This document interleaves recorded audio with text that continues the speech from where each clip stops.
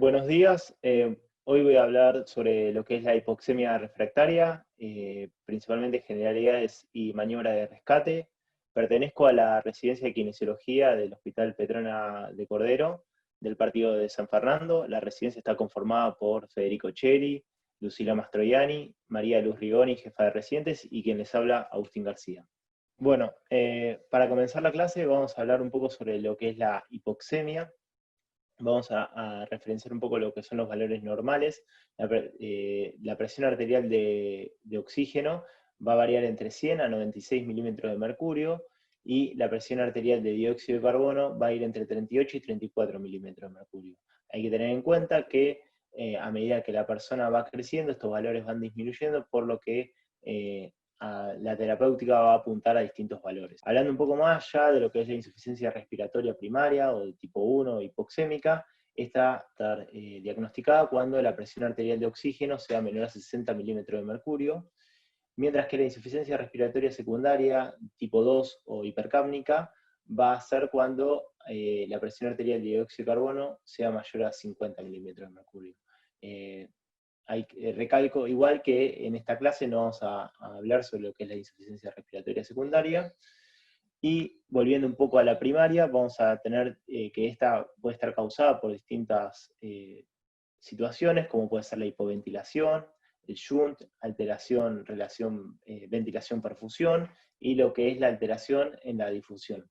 También podríamos agregar lo que es la disminución en la presión inspirada de oxígeno, que esta se va a encontrar en aquellos lugares donde esté a gran altura. La idea era plantear la clase en base al contexto actual, donde los pacientes llegan al hospital en situación de lo que sería alteración a nivel respiratorio, y se nos ocurrió plantear en base a un paciente de 62 años con sensación de falta de aire y saturando 90%, al cual los médicos clínicos ya le descartaron otro tipo de patología, por lo que se lo puede sospechar que tiene COVID. En estos casos es que la primera terapéutica suele ser lo que es la cánula nasal. La cánula nasal utiliza más o menos 1 a 6 litros por minuto de oxígeno. Hay que tener en cuenta que a partir de los 4 es necesario lo que es la humidificación, por lo que no es recomendable en estos últimos rangos, y puede llegar a ofrecer una FIO entre el 24 y 40%. En el caso de que el paciente, este paciente que refería previamente, siga con una mala clínica, es que vamos a tener que avanzar un poco más y quizás brindarle otro dispositivo. Dentro de estos dispositivos podría ser la máscara de Venturi, pero actualmente, en el contexto actual, y dadas ciertas investigaciones en las cuales se encontró que este tipo de implementos generan una aerosolización de hasta 40 centímetros desde el paciente, es que se está tratando de evitar y se está utilizando más lo que es la máscara con reservorio, que vamos a tener con válvula de no reinhalación y sin este tipo de válvula. Hay que tener en cuenta que si es con válvula de no reinhalación, se tienen que establecer flujos de entre 10 a 15 litros por minuto, y puede llegar a estar brindando una FIO entre el 40 y 90% de acuerdo a si presenta este tipo de válvula que previamente mencioné. Entonces, una vez que el paciente continúa con su mala clínica, que no logra progresar, que no logramos revertir esta situación de hipoxemia, es que vamos a tener que avanzar. En otro contexto, en otra situación, lo recomendable sería utilizar ventilación invasiva o cánula de alto flujo, pero de nuevo, de acuerdo a ciertas investigaciones, se encontró que este tipo de dispositivos lo que genera es una gran aerosolización, y se tendrían que utilizar en lo que son cuartos con presión negativa, de caso contrario estarían exponiendo en demasía al personal de salud. Es por eso que en este caso a estos pacientes se lo está abordando de forma invasiva por medio de la ventilación mecánica invasiva. Bien, supongamos que este paciente se lo ventila con ventilación protectiva, o sea, utilizando un volumen corriente de más o menos 6 a 8 mililitros kilo, según el peso predicho, con una presión plató menor a 30 centímetros de agua, con un delta de presión menor a 16 centímetros de agua, es que en base a esto que podemos revertir esta falta de oxígeno que presenta el paciente, titulando lo que es la PIP y la FIO. La FIO es más fácil de comprender, es aumentar lo que sería la disponibilidad de oxígeno a nivel de los alvéolos, por lo que aumentaría el oxígeno en sangre. En cuanto a lo que tiene que ver con la PIP, que es la presión al final de la expiración, la presión positiva al final de la expiración, esta hay que tener más cuidado a la hora de establecerla, ya que va a determinar que, o sea, si se la implementa de forma inadecuada, puede llegar a generar sobredistensión o alteraciones hemodinámicas. En base a esto, que hay diferentes formas de titular esta PIP. Tenemos por un lado, y vamos a hablar de las primeras dos para ser sintéticos, lo que es el intercambio gaseoso y la mejor compliance. Cuando hablábamos del intercambio gaseoso, vamos a hacer referencia a lo que es el artículo de Art Network, en el que ellos establecen lo que es la PIP en base a la FIO. Lo que tiene como punto flojo este tipo de titulaciones, que se basa en base a lo dicho por expertos y no tanto en base a la experiencia. Por el otro lado, lo que es la titulación de PIP en base a la mejor compliance, primero hay que desenredar un poco y entender lo que es la compliance, que es la capacidad y extensibilidad del pulmón. Esto lo podemos ver reflejado en la siguiente fórmula, que es el volumen corriente dividido lo que es la presión de plató o la presión de pausa, menos la PIP total.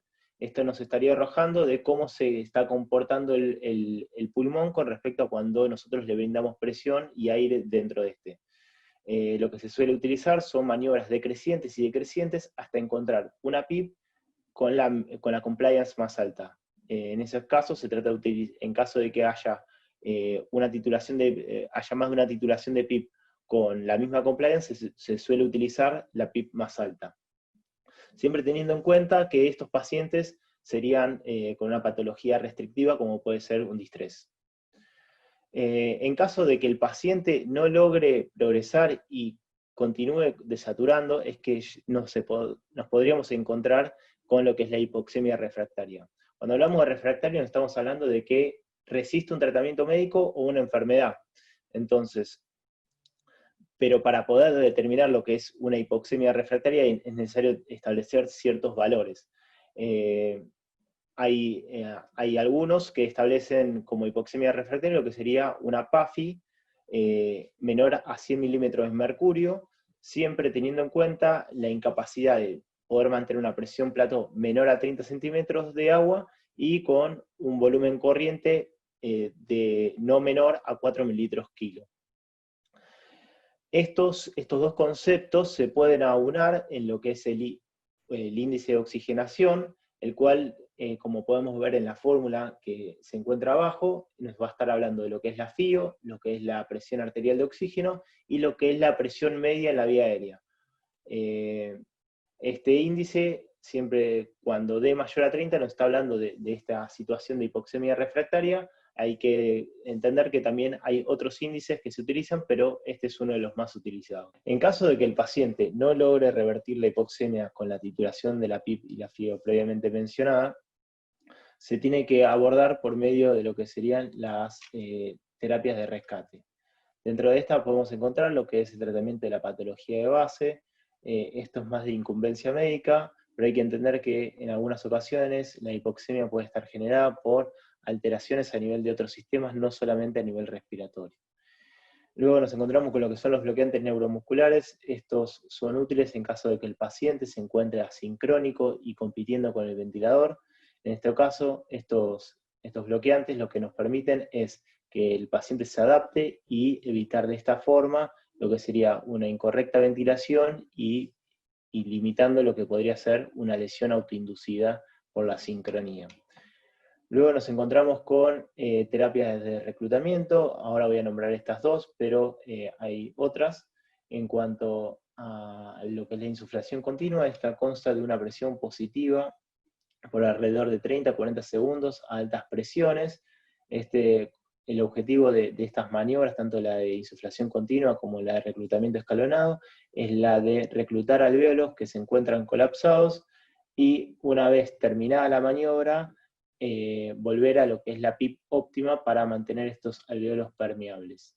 En cuanto a lo que es el reclutamiento escalonado con PIP, lo que se busca es aumentar de forma progresiva la PIP hasta un cierto punto y luego ir descendiendo, siempre hasta la PIP óptima. En cuanto a la ventilación de liberación de presiones de vía aérea, nada más nombrar que es un modo ventilatorio. En cuanto a lo que es la ventilación de alta frecuencia, como la oscilatoria, vasodilatadores inhalados, membrana de oxigenación extracorpórea, estas son terapéuticas que suelen requerir insumos un poco más extraordinarios, por lo que a nivel de lo que es la salud pública suelen escasear. Luego nos vamos a encontrar con el suspiro y finalmente con la pronación, que vamos a desarrollar más adelante. Quiero aclarar nuevamente que las maniobras de reclutamiento, hay bastante bibliografía que hablan sobre estas, aunque suelen ser contradictorias en cuanto a sus resultados en estos pacientes con distrés. La pronación es una maniobra de posicionamiento por el cual lo que vamos a estar haciendo es, entre otras cosas, disminuir lo que son las presiones en las zonas basales. Si observamos el dibujo de abajo, podemos ver como cuando el paciente está en supino, la presión abdominal genera grandes presiones a nivel de lo que son las zonas basales, que representa un gran volumen dentro de todo lo que es el pulmón, mientras que cuando el paciente se encuentra pronado, esta presión es retirada, sumado a que las estructuras mediastinales se trasladan hacia anterior y por lo tanto también disminuyendo la presión. Todo esto mejora la distribución del aire y otro objetivo y otra función que se logra cumplir es la de mejorar la relación ventilación-perfusión. Esto lo podemos ver en este gráfico, como en la parte de la izquierda el paciente está en supino, la parte de sangre oxigenada es mucho menor con respecto al cuando el paciente se encuentra pronado. En cuanto a las indicaciones, está indicado esta maniobra cuando los pacientes presentan una PAFI menor a 150, siempre y cuando esté en una ventilación mecánica, esté ventilado de forma óptima. En caso contrario, es preferible siempre tratar de recurrir a otras maniobras, pero bueno, si en caso de que se dé este contexto, sí está indicado la pronación. En cuanto a la duración, es entre 16 a 20 horas, eso es lo que establece la mayoría de los artículos, pero hay que tener en cuenta que cada institución puede tener su protocolo, y está indicado que la pronación por mayor tiempo puede ser útil. Para esto hay que tener en cuenta que hay que tener personal entrenado que esté capacitado para movilizarlo y cambiar la posición del paciente, ya que la posición prona suele generar escaras a nivel de lo que es cara y lo que es la parte anterior del tórax. Como contraindicaciones podemos encontrar lo que es la inestabilidad hemodinámica, el embarazo, PIC elevada, la PIC me refiero a la presión intracraneana, y convulsiones, entre otras. Para realizar esta maniobra hay que estar entrenado, cada institución suele tener su protocolo, por lo que hay que practicar, ya que va a requerir lo que es el manejo de la vía aérea, y puede llegar a generar complicaciones, por lo que siempre está indicado lo que es tener de resguardo un tubo endotraqueal, así como un laringoscopio en caso de que suceda algo imprevisto. Algo para aclarar también es que en este contexto actual, donde los pacientes están sufriendo distrés, es un distrés particular en el cual se encontró que muchas veces la principal alteración no es tanto con respecto a la complacencia, o sea, no responderían tanto a lo que son maniobras de reclutamiento utilizando PIP, sino más bien a cambios en lo que es lo que es la relación ventilación-perfusión, por lo que suelen responder muy bien a lo que es esta maniobra. Como criterio de falla se va a tomar aquellos pacientes que luego de ser pronados presenten una PAFI menor al 20% previo a realizar esta maniobra. Y como criterios de éxito se va a tomar que el paciente tenga una PAFI mayor a 150 durante al menos 4 horas en posición supina, luego de haber estado entre las 16 o 20 horas o las horas que haya estado pronado. Para hacer un breve resumen, vamos a hablar repetir un poquito algunos conceptos, como el de hipoxemia, que es la presión arterial de oxígeno menor a 60 milímetros de mercurio, que en estos casos la terapéutica inicial va a ser canoranzal con máscara de reservorio, siempre teniendo en cuenta el contexto actual. En otros momentos se puede utilizar otros dispositivos como los mencioné previamente. Luego sería prudente continuar con lo que es la ventilación mecánica, y si en este contexto ya nos podemos encontrar con lo que es la hipoxemia refractaria. Repasando un poco, es cuando encontramos con la PAFI menor a 100 y ciertas circunstancias como es un aplato mayor a 30 centímetros de agua y con un volumen corriente no menor a 4 mililitros kilo. Ante estas situaciones es recomendable utilizar la maniobra de rescate o prono. Acá le dejamos un poco las referencias, estas están también indexadas en cada una de las filminas a la hora de los distintos tópicos en los que estuvimos hablando, pero acá están de nuevo para que si necesitan puedan recurrir a ellos. Obviamente hay muchísima más literatura, esta es la literatura que utilizamos nosotros.